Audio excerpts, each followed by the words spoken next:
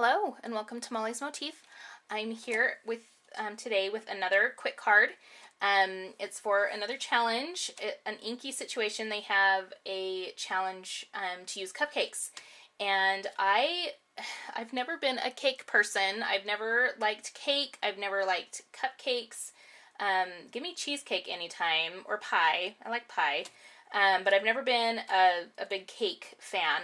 But I love the way cupcakes look. I think cupcakes can be so cute. And so I am going to put just a little cupcake together for you. And I am going to be pulling from my kitchen the cupcake that's on this cartridge. It's on the cover right here. And I haven't used this cut before. And I just recently got the From My Kitchen cartridge. I know that it's an older cartridge, but I did pick it up at a warehouse sale for 20 bucks used, which I was fine with that. I didn't care because I wanted this one in my library, so I was happy to find that one. And so just on page 61 of the handbook, you'll find the cupcake, and I just copied the exact colors and everything pretty much from the handbook. And I've cut my cupcake at 3.5, and I'll just kind of go through just how I cut it on my Cricut. Even though I'm not going to show you, I can just kind of tell you the steps. So I just laid my paper out, and most of my cardstock, it's either Recollections from Michaels or the Hobby Lobby brand, because that's where I usually just get my basic cardstock. I've never ordered from Stampin' Up. I've heard that that's awesome cardstock, but I've never ordered. I just go to the big craft stores and get the cardstock when it's on a really good sale. So anyway, that's where my cardstock comes from. So I don't have, the names, like the fun fancy names for the colors, but this is just basically how I roll. So I've cut my cupcake, the base cut, at 3.5, and I thought that was a good size.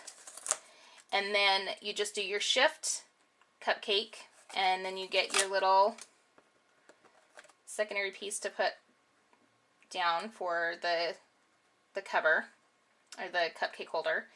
And then you do your layer to get the frosting piece. And then you do shift layer, and you can cut your cherry out, and then you can stop your machine before it cuts out the rest of that cut, if you only need the cherry, which is what I did. So I just canceled the rest of the cut once my cherry was cut. Get that off my mat. My mat is so dirty. Oh my goodness, I need to clean it up and re-stick it because it is loved. It is well loved. Okay, and then the shift layer for, kind of the highlighted part of the frosting. Let's take that, and I'll be putting that on there. It's kind of a mess right there. But yeah, see, there's the cherry that was cut, and then you can just get rid of that. So, and then you don't need that excess piece there. So, this is kind of how I go through the cuts and get my cuts from, from the Cricut, from the different features and the different buttons that you need to push to make that happen. So that's how I did that, and then I'll go ahead and get the rest of my card. I haven't even figured out how my layout or anything on my card. The papers, I haven't even picked those. So I'll get that figured out, and I'll come back and show you. Okay, so I figured out what I wanted to do with this cute little cupcake. I did get it all put down together, and I'm kind of sad that it covers up the cute little top, but that's okay. That's fine. It's still cute. And of course, when you think cupcakes, you think birthday, and I usually do a bunch of birthday cards for my mother-in-law, so that she has kind of inventory to send out for all of her grandkids and that sort of thing. And I do have a niece. I think she's a senior in high school this year, that her birthday is next week, and she loves the zebra print. And I had just recently picked up this Sugar Chic, however you say that, I don't know, by Heidi Swap. It was just a 6x6 pad at Hobby Lobby, and I picked it up at 50% off, and it's got some really cute safari papers in here. And it did have some zebra print in a couple different colors. And so I said, that's what I need to do with this card. I need to make a birthday card specifically with her, my niece, in mind.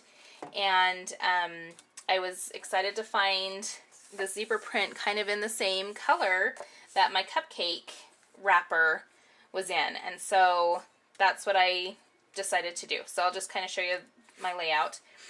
So I just have some kind of hot pink cardstock for my base. Oh, and my card, it's A2 size, but it's portrait style.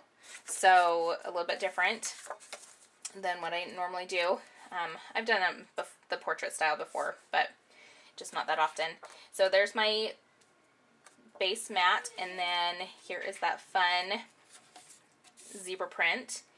And then on some of the papers, they have a border, you know, around the whole page. And so I just cut a piece so that I could have a border at the bottom, just for, you know, extra, just something extra on the card. So I'll have that just kind of a, I don't know, it's not quite half of a piece of mat for the card. And then here's another piece. This was the black and white zebra print, and it had a pink border all around the page. And I thought that will be perfect to just kind of carry over the pink mat from behind onto the front of the card.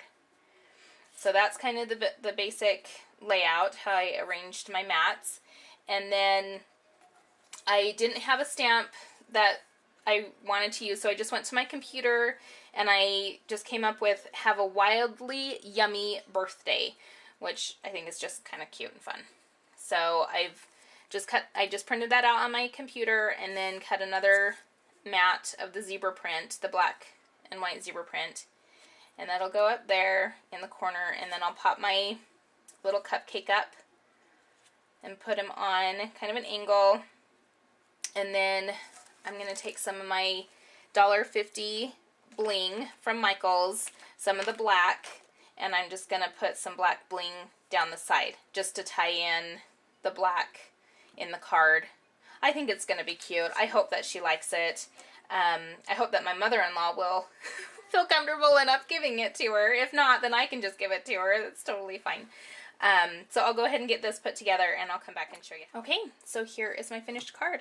I've gone ahead and popped up the sentiment and the cupcake on one thickness of foam tape, so there is a little bit of dimension there. I don't know if you can see that, but it's really cute. And then I just did 3 different sizes of the bling. And the inside, I kept it very simple. I just carried over the black and white zebra mat, and then carried the frosting color, the yellow, over into the inside. So there's plenty of room to write a fun little birthday message in there, and I think it's turned out really cute. I hope that my mother-in-law will like it enough to give it to my niece, but if not, I'll send it to her. I don't have a problem doing that. But I hope that she likes it. But I did make this card specifically with her in mind. It's always fun to make cards when you have somebody specific that you are going to be giving it to, because you can cater to their likes and that sort of thing. So anyway, I appreciate you stopping by, taking a look at my video and my card. Head on over to my blog, become a follower if you haven't already, and I appreciate any comments, and we will catch you next time.